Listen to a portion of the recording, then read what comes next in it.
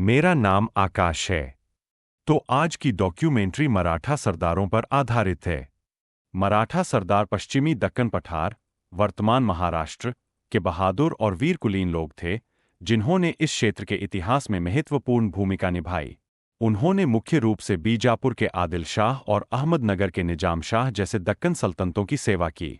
उनकी बहादुरी निर्विवाद थी, लेकिन उनका प्रारंभिक ध्यान अक्सर अपने अपने आकाओं के हितों की पूर्ति पर केंद्रित होता था, जिसके कारण कभी कभी उनके बीच भी संघर्ष होते थे और वे एक दूसरे के विरोधी बन जाते थे।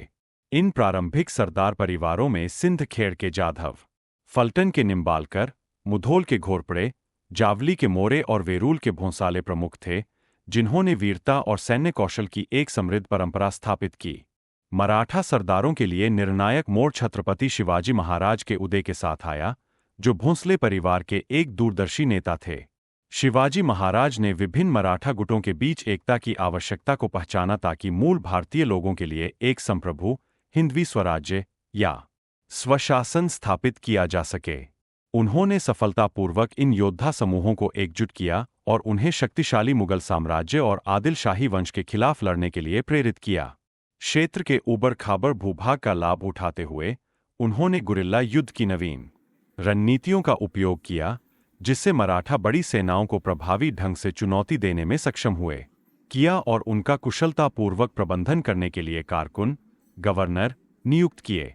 धनाजी जाधव जैसे प्रमुख सरदारों और बाद में बालाजी विश्वनाथ और उनके वंशजों जैसे पेशवाओं, प्रधानमंत्रियों ने मराठा साम्राज्य के विस्तार में महत्वपूर्ण भूमिका निभाई, जो अपने चरम पर भारतीय उपमहाद्वीप के विशाल भूभाग में फैला हुआ था।